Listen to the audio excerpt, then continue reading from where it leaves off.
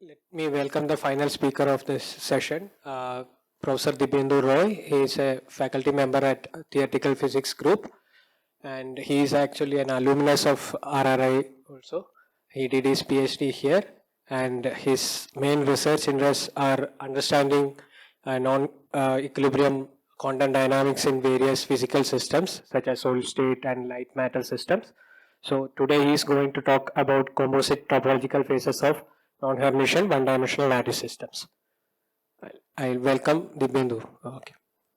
Okay, thank you, Vishnu. Okay, so let me begin by thanking. First of all, you can hear me, right? Yes. Okay, no problem. Thank you. So, okay, let me begin by thanking the organizer of this event. And the title of my presentation is Composite Topological Phases of Non-Hermitian One-Dimensional Systems. This research is carried out in collaboration with Dibyendu Roy and Ritu Mehra. They both were postdoc at RRI Theory Group. So, as I have proposed in the abstract, I am going to discuss about composite topological phases of non-Hermitian one-dimensional systems, and these phases do not appear in Hermitian models. So that's why I call it there is no Hermitian counterparts for these phases. And here is the outline of my talk. So I will start by briefly introducing topological matter, mostly topological insulator, and for this I will choose Su-Schrieffer-Heeger chain as a prototypical example for topological insulator. And then I will talk about our research in non-Hermitian topological insulators, such as again non-Hermitian Su-Schrieffer-Heeger chains. So if we choose that Su-Schrieffer-Heeger chain for bipartite system, that means each unit cell having two sides, there we found that there is some kind of composite metallic phase. And if we choose these unit cells with four sides, then there are not only composite metallic state, but there are also composite insulating states. And finally, I will discuss about one of the main pillar of topological material, which called bulk boundary correspondence, which relate bulk properties of the system with boundary or edge properties of the system. This is generally there in all conservative models, but it is absent in dissipative or non-conservative systems. And I will discuss some kind of special boundary condition where we can have bulk boundary correspondence even for dissipative system. So the reference for this work which I am going to present are these two papers with Vivek and Ritu. So I will start with, as I said, brief introduction to topological material, mostly topological insulator. So let me give a very simple and short introduction to that. So we learned from band theory of electrons that electrons in crystalline materials occupy energy eigenstate which form energy bands. Now if we have some energy, some kind of material which have no partially filled bands, that means like this picture, you have all the bands, all the electrons only filling the lower band or valence band, and there is no electron in the upper band. So this kind of material we call band insulator. And the gap between this empty conduction band and filled valence band, the band gap, so this is the energy required to mobilize any electron from this valence band to conduction band. So this is one insulator which is we learned long back, almost 100 years back. But then in 1980s, there was a big discovery which called quantum Hall effect. And in quantum Hall effect, what we see that a strong magnetic field can confine motion of electrons in the bulk, but forces them into delocalized edge state on the surface. So we can see that in this classical motion picture of 2D metals in strong magnetic field, that we have cyclotron orbits which are localized in the bulk, but then when these cyclotron orbits are close to the edges, then they form skipping orbit, like left moving skipping orbit or right moving skipping orbit. So they can conduct, but because of the localized cyclotron orbits in the bulk, they can't conduct. So these systems, like a 2D metal in strong magnetic field, is an insulator in the bulk, but they conduct on the surface. and they conduct via this discrete number of H state, which the number depends on how many bulk bands are occupied or how many bulk bands occupied below the Fermi level. So this itself gives us some kind of bulk boundary correspondence, because we can count number of H state by knowing how many bulk band is occupied. And I will come to this topic later further. Now, this is a very particular, peculiar kind of insulator which has bulk state insulating but conducting in the H state in the presence of magnetic field. But in last 2 decades, it was found that this can happen even in the absence of strong magnetic field. So you do not need really strong magnetic field to have conducting H state in insulator. We can have this because of many other mechanisms, but what is the crucial ingredient for this is the non-trivial topology of the system, and those kind of system will be called topological insulator. So then topological insulator will have again like filled valence band, empty conduction band, but then there are some H state which connecting this conduction and valence band. These all pictures I am showing, like this one or this one, like dispersion of energy with momentum. So I will present this topological insulator using Su-Schrieffer-Heeger chain. So this is one of the simplest model for 1D topological insulator. Sorry, topological insulator, I want to say.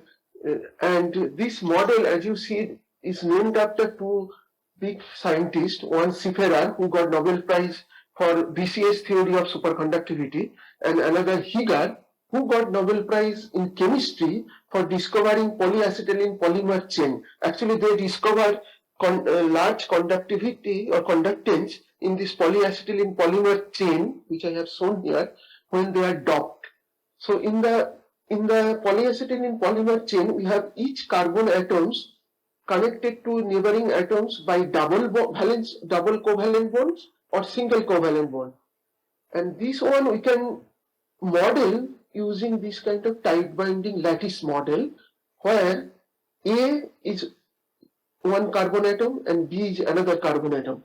And this blue dotted line or blue dashed line representing double bonds, and this brown line representing single bond. So we can model polyacetylene using the Su-Schrieffer-Heeger chain, which I have modeled in the right, and T1 is the strength of double bond and T2 is the strength of single bond. And in A here or in B here, they are representing Kates for the nth unit cell A or B sublattice. So this is the Hamiltonian which I am going to use. T1 and T2, as I said, strength of double bond and single bond, and B here represents boundary condition. So if I connect A and B sides, so then I can form a ring, and in this case B equal to 1 represents such ring. And if I have B equal to 0, then this is open chain, so I will call it open boundary condition. And in my talk here today, I will present even one special boundary condition where I will choose B equal to 1 by capital N. Now, if I have B equal to 1, which means like I have periodic boundary condition and I have translation symmetry, discrete translation symmetry in the model, so I can do Fourier transform from real space to momentum space, and I can write the Hamiltonian in this form. So in this form, I have now Ek or Ek and minus Ek represent upper and lower bands. So they are the dispersion of the 2 bands, and psi k plus k represent the block state for upper band, and psi k minus k represents the block state for lower band. Let me plot them in this. Let me plot this dispersion. So here I am showing the upper band by red color and lower band by blue color, and I am plotting there these bands with momentum or crystal momentum K for different ratio of T2 by T1. So whenever T2 less than T1 or T2 greater than T1, I have 2 bands which are gapped. But whenever T1 equal to T2, the bands touches, so they are gapless. So this is one insulator, this is another insulator, but this is kind of a semi-metal. And I am going to discuss topology of this material only for the gapped part or the insulating phase. And I will explain why that is only the possible route most cases. Now this band, they don't tell us about the topology or the internal structure of the Hilbert space with the block state. So these we can characterize by the self-periodic block state, which we can actually determine from the block state itself by taking out the plane wave component of the block state. So the K representing plane wave part, I take it out or separate it out from the block state. So whatever remains, that is the self-periodic block state. This is that one, 1 by square root of 2 A sublattice plus minus 1 by square root of 2 T1 plus T2 e to the power minus Ik by Ek sublattice B. So this part itself I can characterize by theta and phi k in spherical coordinate, and I can try to plot the UK, this part, which is in the bracket here. So on block sphere. So what I am doing here, I am taking A kate on the north pole of this block sphere and B kate in the south pole of the block sphere, and trying to plot UK when K runs over the billowing zone from 0 to 2 pi. So when I do that, I will do again in these two regions, T2 less than T1 or T2 greater than T1. So in the case of T2 greater than T1, I see that endpoints of UK vector as I change K from 0 to 2 pi forms a circle, closed circle, which encircle also the center of this block sphere. For any value of T2 which is greater than T1, I will get this kind of circle, closed circle encircling the center of this block sphere. But for whenever T2 is less than T1, I will see that endpoint of UK does not cover the full equator, rather it forms, means it goes little bit this side and again comes back this side and finally comes back to the original point. So this does not form a closed circle encircling the center. So this is the difference in the topology of this Hilbert space. So one case, whenever T2 greater than T1, I will have a closed circle encircling the center of the block sphere, but other case it does not. And we can try to quantify that by topological invariant. So what is topological invariant? A quantity which characterizes an insulating Hamiltonian is called topological invariant or adiabatic invariant. So, and the condition is that this quantity cannot change under adiabatic transformation or deformation.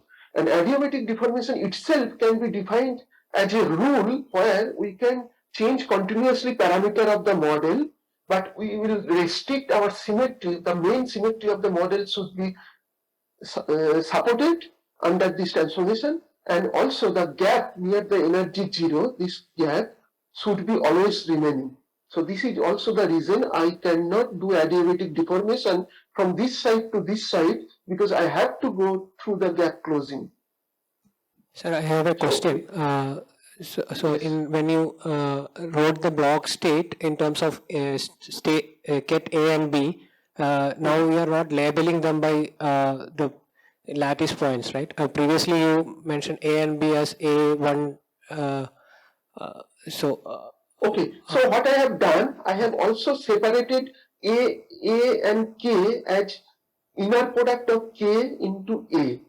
Okay, and similarly K and B, KB is inner product of K and B. So like here what I was doing. So I am taking inner product of K, which is due to the Fourier transform or plane wave component, and with the internal structure which is in the sublattice. Okay, thank you. Okay. So now there can be many different kind of topological invariant. One is very popular called winding number. Here I am going to use geometric phase as topological invariant, and I am going to use the definition of geometric phase following Pancharatnam definition, which is like here, argument of a cyclic expression, which itself, as here I am writing, is product of the amplitude. Hello. Overlap. There is one more question. Hi, Dibyendu. I have a question from the previous slide. Yes. Hi. So this EK diagram, so means for different values of T2 by T1, means if I understand correctly, so you are getting the minima and maximas are a particular value of momentum, right? Means Yes, for minima here at k equal to pi. So the band are touching at k equal to pi. That is, but means that with different values of t, do we expect them to shift or no? No, as I change t, so here t2 equal to t1. So whenever I go t2 larger than t1 or smaller than t1, gap will be opened. Yes. Only at t2 equal to t1 it touches. The two band touch. And every time this will be at pi. Yeah, touching will be at pi. Okay. That. Thanks. Okay. Okay, so this expression, as I said, this argument of the cyclic expression, and the cyclic expression is obtained by product or a product of this cell periodic block state as I move over the Boolean zone. So k0 to n equal to 2 pi, as I write here, j represent now kj. So this expression gives us geometric phase here, but now I have written the u expression here, which I can use. So I can use this u values, and when I use, it becomes argument of this expression, where these are the azimuthal angle phi, azimuthal angle of this given by this expression. Now, if you use periodic gauge where u0 is same as u2 pi, then this expression simplifies as this expression where it is becoming sum over Boolean of the difference between azimuthal angle, which in the continuum limit we can write as this expression, which is very popular, called as Jack phase. So this is one of the popular topological invariant used for topological material. Now this Jack phase for SSH chain will be 0 whenever T2 less than T1, and it will be pi whenever T2 greater than T1. So that means the omega plus minus, this geometric phase is remaining constant and quantized throughout the values of T2 less than T1 or T2 greater than T1. So this is the nature of topological material, quantization of winding number, geometric phase, all these. And of course, this is coming because of underlying symmetry of this material. For example, for the SSH chain, we have some chiral symmetry, and this is why we are getting these values. So now, given this and everything I have calculated here or said here using periodic boundary condition or bulk properties. Now, one can do the same calculation or similar calculation for d equal to 0 and calculate eigenstate or eigenenergies of the system. And if we do that, we will find whenever T2 greater than T1, then there are two H state at 0 energy of this SSH chain. So these are called H state or the surface state, which I showed here in this model for definition of topological insulator. So here is in 1D system it becoming 2 points. So they can also be used as topological invariant, the number of H state. So that means we can have either topological invariant from bulk state properties, or we can have topological invariant from the H properties. So this is what is called bulk boundary correspondence, which one can relate that this pi value will be related to number of H state appearing in this model, and that is the bulk boundary correspondence for conservative system. And its strength is that knowing only bulk properties, I can predict about H properties of the open chain. I don't need to know. If I know that this system is satisfying bulk boundary correspondence, by knowing bulk properties, I can predict about low energy H properties. So this is one of the interesting feature of this bulk boundary correspondence. And we can now have a phase diagram for this topological system where changing T2 by T1 as a parameter, I have for T2 less than T1 topologically trivial phase where geometric phase is 0 or no H state appear, and for T2 greater than T1 I have topologically non-trivial phase because it has geometric phase value pi remains constant throughout that region, and also there appears one edge state at each edge. So with this, I will end the description for conservative system. Now I will discuss about dissipative system or non-conservative system or non-Hermitian SSHM. So any system in nature, when any quantum system listed, interacting with some surrounding environment or measurement devices, it becomes open quantum system. And the effective description of this system then becomes non-Hermitian. So because it exchanging energy or particle with the surrounding environment or measurement devices, we do not have a conserved Hamiltonian. Sorry, we do not have an Hermitian Hamiltonian because it's now non-conservative system, and the effective description is non-Hermitian Hamiltonian, given by non-Hermitian Hamiltonian. So this is what I am doing for this our previous Hamiltonian now to make it non-Hermitian. I am taking the double bonds and single bonds strength for moving from A to B not same as from B to A. So the hopping strength T1R for moving from A to B is not same as moving from B to A. And similarly, I can do between unit cells. So AB forms unit cell. Similarly, this AB forms unit cell, and this is the between unit cell. So here also I can take hopping from B to A or A to B is different. So T2R not equal to T2L. So this is what I have written in this, just generalizing the previous Hamiltonian using T1R not equal to T1L. But for simplicity, I will I will not choose T1L and T1R both different, but rather I will choose T2R not equal to T2L and T1L equal to T1R equal to T. T2R I will parameterize by T2 and T2L I will parameterize by T2 exponential of theta. So theta is my measurement of non-Hermicity. Theta equal to 0 it's Hermitian, theta non-zero values is non-Hermitian. Because it's H2 not equal to H2 dagger, we don't expect energies of the bands will be real now, it will be complex, and the complex spectra is given by this expression below. So this expression EPK is equal to plus minus of square root of T2 exponential of IK plus T into T2 e to the power theta minus IK plus T. And P represents the band, upper band P plus and lower bands minus sign. Again I plot them. So now I plot them real and imaginary part of this dispersion. Because it's complex, so I have to plot real and imaginary part. And I am plotting again in three different regions.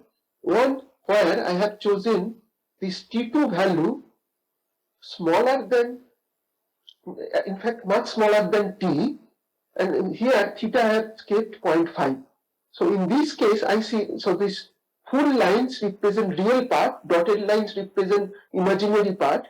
So full lines here again shows a gap for T2 much smaller than T, and similarly T2 greater than T, it again shows gap for the real part of the spectrum. For imaginary part, it goes through three zeros at 0 and pi and 2 pi, and similarly here 0, pi and 2 pi.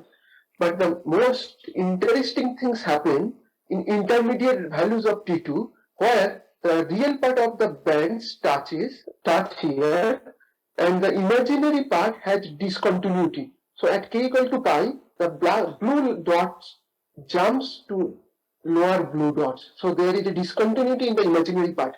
So the imaginary part mostly represent lifetime of these bands, and real part represents their energies.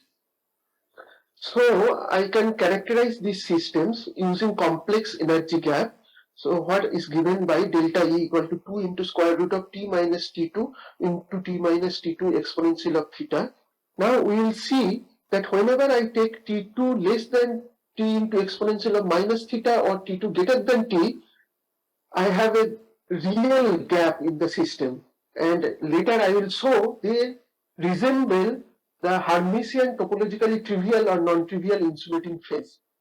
But for a region between T2 value between T e to the power minus theta to T, the gap closes at k equal to pi, and the this region which is metallic, because I do not have a gap throughout some value of T2, is a metallic phase, and it has a particular interesting feature from this discontinuity, which I am going to discuss next. Okay, so before I come to that discontinuity and all this, I would like to plot further this complex dispersion on parameter space, where I am plotting real and imaginary part in x and y axis. So real part of the energy in the x axis and imaginary part of the energy in the y axis, and I am plotting for these three values of T2, T2 0.25, T2 0.75 and T2 1.25. So this is 0.25, 0.75, 1.25. Now again, blue lines represents lower band, red lines represent upper band, and this gap in the real axis represent real energy gap. So what we see, for small T2 or large T2, the individual bands form closed loop, and here dots are k equal to 0, and this arrow represents as I change k0 to 2 pi. So this forms a loop here, this forms a loop here. So individual bands form loops on the complex plane for T2 small or T2 large. But when T2 is intermediate value compared to T, then we have two bands merged together and they together form a loop. So this is the main interesting feature of this intermediate region, that I don't have a band gap to protect the topological nature or the adiabatic deformation. So I cannot really describe for individual band topology here in this case. But surely I can I can define some kind of topological invariant when I have gap here for the top figure or lower figure. This is what I am going to do. So as I said, a composite loop is formed by two bands together in the middle case, following the trajectory for the complex energy starting from the lower band, the blue band. So I start from k equal to 0 here, lower band. I increase from 0 to, let's take pi first, and I go to red band or above band, and again I go from here, I come back here, and again further I increase, I come back to the blue initial point. So I am here changing total k to not 2 pi value, rather 4 pi value. So to come back to the original point, I have to do two loops, and that is what is known as Möbius strip. Okay, so this is how we understand the topology of this intermediate one. So now to characterize the topology, again using topological invariant, as I said, we need self-periodic block state, and this is what we are going to do for non-Hermitian system. So, but the speciality is there, for non-Hermitian system, we need to calculate left and right eigenstate separately, because they are not complex conjugate of each other, Hermitian conjugate rather, I can say.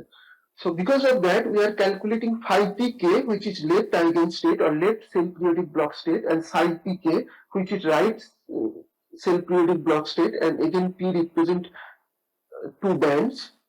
Now here these states satisfy something called bi-orthonormality relation, which means left and right blocks, right eigenstate together are orthogonal when they are same band, but individually the left or right eigenstate are not orthogonal. And there is also more interesting behavior here, that whenever real and imaginary parts of the two energy bands at k equal to plus minus pi vanish at these 2 points which we discuss, at this point here, whenever they vanish for particular values of T2 equal to T to the power minus theta, or T2 equal to T, so they are like degeneracy point. But for non-Hermitian system, these degeneracy points are called exceptional points. The reason is, here not only energies become same, even the corresponding eigenstate coalescence. So that means we do not have two eigenstate anymore at this point. So because our Hilbert space is getting smaller, we can't even diagonalize the Hamiltonian at this point. These are singular points in this Hamiltonian now. So to characterize the topology, what we will do, we will first use this Jack phase description, which is like cell periodic block states we replace by right and left eigenstate. That's all. So if we do that, then we will get something called complex geometric phase or complex Jack phase. And that complex Jack phase can be used to characterize the topology of the upper band or lower band. And these are given again by values 0 and pi. So pi represent for the non-trivial insulating phase here, and 0 represent for the trivial insulating phase. And this description of by orthonormal cell complex geometric phase was given by Garrison and Wright long back 1988. Now the main problem is how to define that for the metallic region, because in the metallic region I do not have this topological protection due to gap.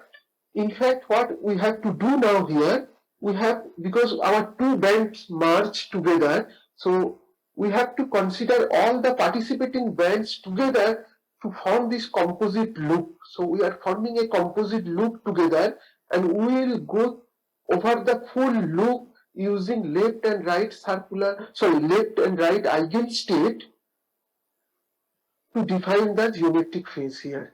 So this is a non-adiabatic because it is not remaining in the lower band anymore. We are using actually a dynamical description in this case. So it's a non-adiabatic complex geometric phase, and we can define it in this manner, which will be also quantized for this system, and I am showing it in the phase diagram, this one. So we have a phase diagram now for this non-Hermitian bipartite SSH chain with T2, which is intercell hopping, and now here we have three phases. Originally in the Hermitian case we had two phases, trivial or non-trivial, but we have now a intermediate phase which is composite metallic phase, and in this case this composite Jack phase which differentiate between trivial and non-trivial phases. Otherwise the complex Jack phase can be used to distinguish trivial and non-trivial phase. Okay, so this kind of description of composite Jack phase, or rather global Jack phase, was introduced by these papers, Liang Huang and later Liu, others. But what was the difference from their one? They define global geometric phase where they combine all the Jack phase for each band in the Hamiltonian. But what we showed in the later work that it cannot be so, because we have to consider first these composite loops, and out of these composite loops only those bands which participate in the formation of the loop, they contribute in the composite Jack phase. So this is how their work we kind of separate from their work. So this is which I am trying to show for a quadripartite non-Hermitian SSH chain. So now we have 4 sites per unit cell. So this dash line is forming one dash box is one unit cell, which I have 4 sites. Because I have 4 sites, then I will have 4 bands. So these 4 colors represent 4 bands. Now you can see that I can have like Hermitian cases separate loops, but I can have many different loops either at different parameter regime. So here is the parameter which I am changing, again intercell hopping, and what we are getting that 4 loops, they can merge together for 2 upper loops and 2 lower loops to form 2 composite loops here. Even all loops can merge together to form a full composite loop, or even middle 2 can merge together to make a composite loop. So we can have many different phases. So for example, these are called composite insulating phase, this is composite metallic phase, this is also composite insulating phase. So we can create a zoo of phases, and we can have a very interesting phase diagram in this model. So I am not going further in this description, just to say that all this description which I am doing, we can have even simple understanding, which I just said little earlier, that we can think about Möbius strips for these composite phases of like this one with 2 bands. So if we say that 2 bands represented by 2 colors at the opposite face of the one plane paper, so then, and we can do this paper, we can glue it together after a half twist. So this is which is forming this Möbius strips. So we can start, we can draw a line above this surface, and if we draw it continuously, we will see that we will go through total 4 pi or total 2L length of this paper to come back to the original point.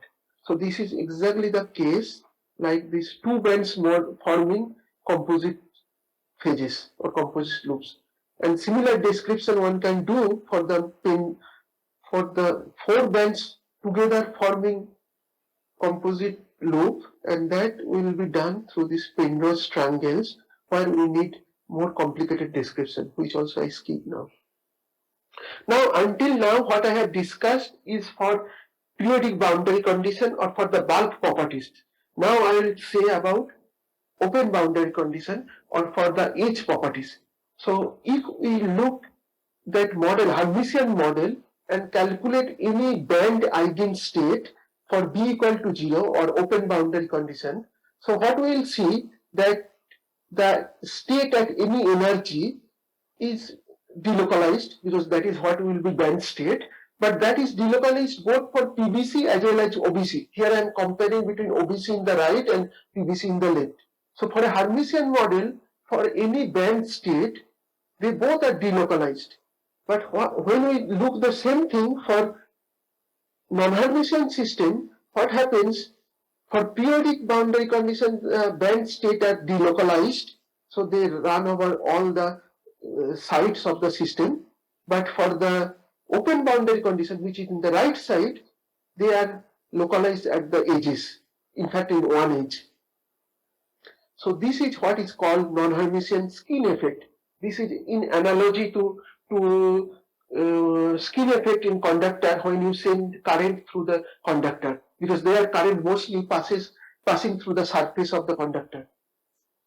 So this skin effect was discovered in these two papers, and this is also which breaks down, which is the reason for breaking down of bulk boundary correspondence, because now all states, not only the, let's take band middle state, but all states are localized near edge. So we have huge number of edge state.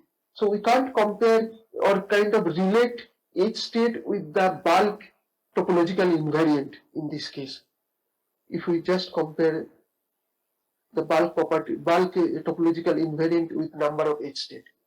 Now, what we have tried to do, that we have tried to understand this bulk boundary correspondence in this model using determinant of this Hamiltonian in real space. I will not go through this because this will take some time. So rather what I will say, that from doing this analysis, what we learn, that there is a special role of boundary condition in non-Hermitian system, and that boundary condition, what we found was B, if we put 1 by n and keep Bn constant, for example Bn equal to 1, and we now increase system size, n tends to infinity, it becomes B0 actually in large thermodynamic limit. So in that case, what we find, that we can recover bulk boundary correspondence in non-Hermitian system. So I am trying to plot here the full dispersion in Ek for both upper and lower band of a bipartite non-Hermitian system in the y-axis. I am plotting that with T2 or intercell hopping in the x-axis. So x-axis T2 or intercell hopping, and y-axis is the dispersion for the both bands for all values of k between 0 and 2 pi. And these three plots, one for PBC, one for OBC, and one for special boundary condition. So what we see, that we have bulk gap for T2 smaller than T to the power minus theta, or T in this region, and there is between T to the power minus theta and T, there is no bulk gap, and this is, of course, there is no edge state, because in periodic boundary condition we don't expect edge state. Now when we look at it in an open boundary condition, we have only at near one point where this gap is closing, and there is edge state, but the edge state is coming almost from the middle of this metallic region. So this is the metallic region, this is topologically trivial region, this is topologically insulating region, and the H state appearing for open boundary condition from the middle of this band or dispersion. But when we choose B equal to 1 by N, then it more or less matching with the PVC case. So the metallic region is extended. I have H state throughout the metallic as well as the non-trivial region. In fact, this plot is not that great. I have even much better plot here in this one. So this is actually OBC means special OBC boundary condition, this comparison with PVC. So now you can see that these two spectrum look similar and there is H state also for non-Hermitian system. So this is the special boundary condition which recover the bulk boundary correspondence, which will figure it out. So with this I will finish now. So the summary is that we discover some kind of composite insulating and metallic phases in non-Hermitian 1D systems which does not have any Hermitian counterpart, and we gave a non-adiabatic cyclic geometric phase description for topological invariant of this metallic or composite metallic or composite insulating phases. We are trying to understand we also gave some physical models where Möbius strips or Penrose triangle geometric topology can be realized, and we also gave a special boundary condition where bulk boundary correspondence return. Now there are many other things what we need to understand. I have not talked about. We have also studied driven system, and in driven system there are many interesting things which we need to understand. We also want to understand how to physically characterize these three different phases from some physical observables, and also we want to understand these properties in higher dimensional model. So with this I will finish. Thank you, Dibyendu, for a very nice talk. Are there any questions? Dibyendu, I have a general question. Means, Yes. Means of late there is a lot of interest in the non-Hermitian systems in the context of open quantum system and so on. Can you shed some light why means what is so special about non-Hermitian systems where open quantum system ideas are being tested? So first of all, most system in nature are open quantum system, because even if you want to measure a closed system by a device, it becomes effectively open. Okay, so because of this reason, non-Hermitian systems are interesting, and the topology, if we are interested, which we were interested for Hermitian system before, we need to now understand in non-Hermitian system, because most systems, even for, as I said, even when you are trying to measure a closed system, it becomes effectively open system. So this is why one needs to explore non-Hermitian system topology. Now, why non-Hermitian system is special? Because we have these new phases which even don't appear in Hermitian system. So we can have a new phase like this, which is, as I was saying, does not have any Hermitian counterpart. So this is another reason why non-Hermitian systems are interesting.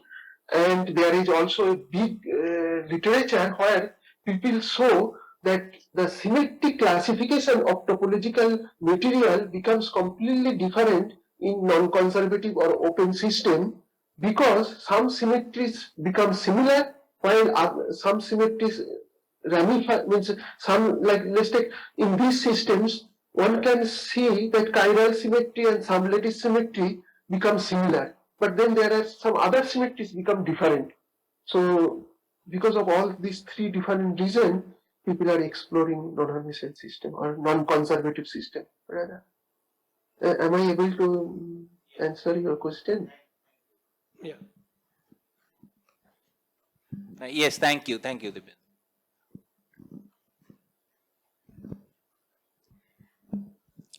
So I wanted to ask whether the edge states have some advantages over the bulk states, such as robustness against decoherence. So are there any advantages? Yes, surely, because edge state, okay, so this edge state appears in the band gap, right? Like for example, in case of SSH chain, each state, because this is my bulk spectra, so I can't say that there is a state here. But if I look this in the open boundary condition, there will be two H state energy exactly at 0. So they are appearing inside the bulk band gap. So that is one advantage. Why? Because they are not decohering easily, right? Because they are appearing in the band gap. So all the continuum of state which can generally decohere easily will not be affecting it because it's inside the band gap. So this is also one of the reason how people are thinking to do topological quantum computation using Majorana fermions, which are also H state appearing in the band gap.